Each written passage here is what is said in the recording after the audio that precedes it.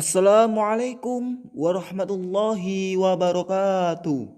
Baik, pada video kali ini saya akan memaparkan analisis fenomena pelaksanaan piket harian bersih-bersih di Pondok Pesantren Baitur Rahman dengan menggunakan pisau analisis teori habitus.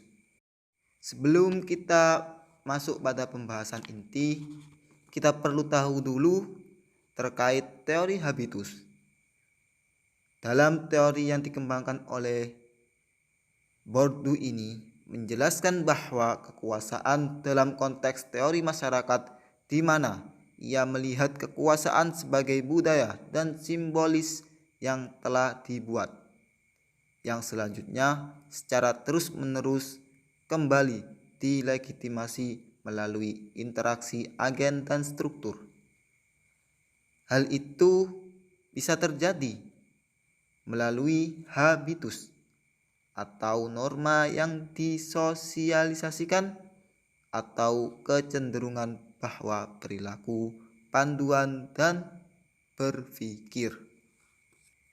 Jadi, habitus ialah kebiasaan masyarakat yang melekat pada diri seseorang dalam bentuk disposisi abadi, di mana terdapat kecenderungan terstruktur untuk berpikir dan bertindak dengan cara determinan, yang dengan itu kemudian membimbing kehidupan mereka.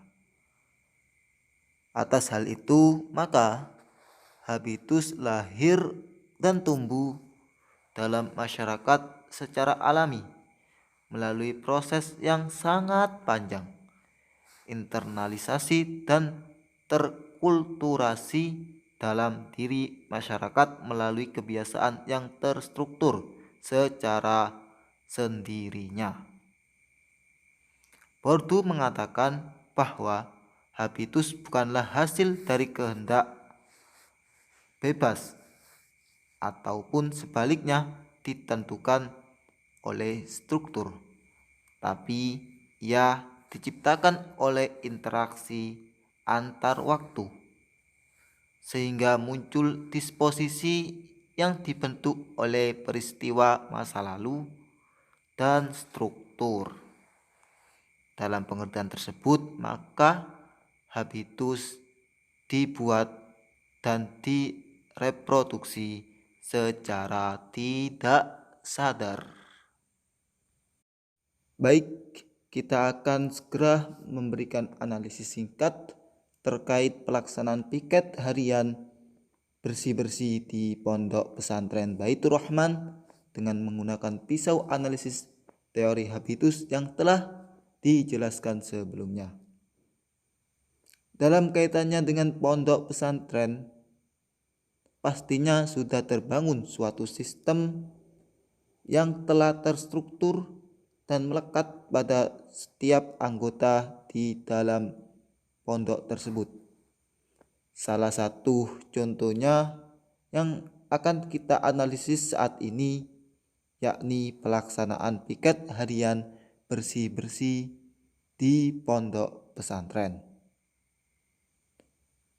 Biasanya penetapan jadwal telah ditetapkan oleh pembina atau ustadz.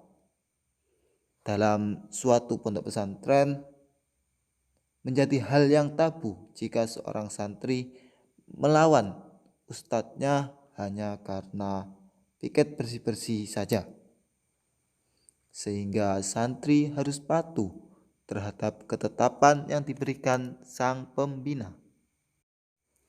Hal tersebut telah berlangsung dengan lama yang diinternalisasi secara alamiah. Atas hal ini, maka sudah menjadi asumsi umum jika santri patuh pada pembina atau ustadz dalam suatu lingkup pondok pesantren. Dalam konteks serupa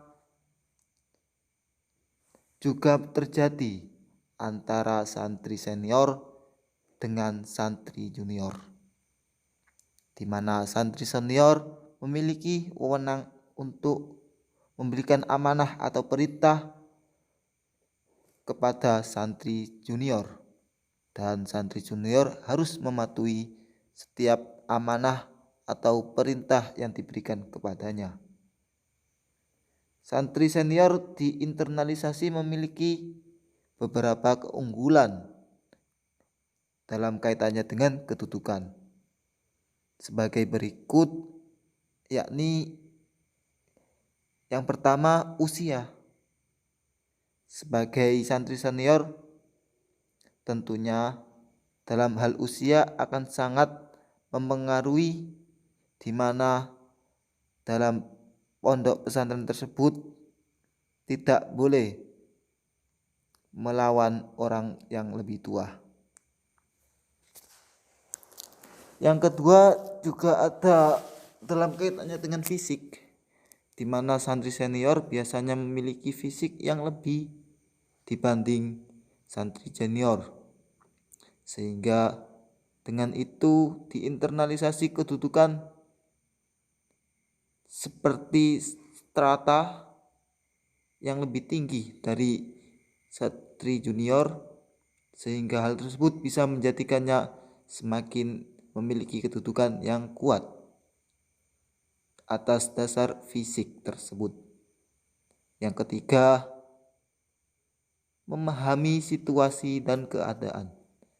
Santri senior tentu telah mendapat banyak pengalaman sebelumnya terkait berbagai hal di pondok pesantren tersebut, yang secara otomatis hal ini akan memperkuat internalisasi kedudukannya di dalam konteks suatu sistem dalam pondok pesantren. Yang selanjutnya yakni terkait dengan penguasaan pengetahuan. Dalam kaitannya dengan Pondok Baitur Rahman yang program unggulannya adalah hafalan, maka dalam hal ini bisa diartikan dengan banyaknya hafalan Al-Quran. Dalam hal ini akan mengakibatkan santri junior akan merasa segan kepada senior dan secara tidak sadar mau melaksanakan setiap amanah atau perintah dari senior.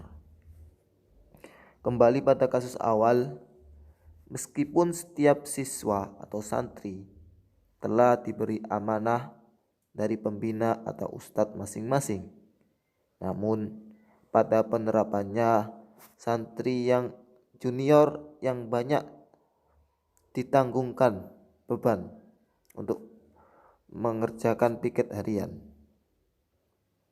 Santri senior bisa atau terkadang ada yang memberikan perintah kepada santri junior untuk melaksanakan piket yang telah dibebankan kepadanya.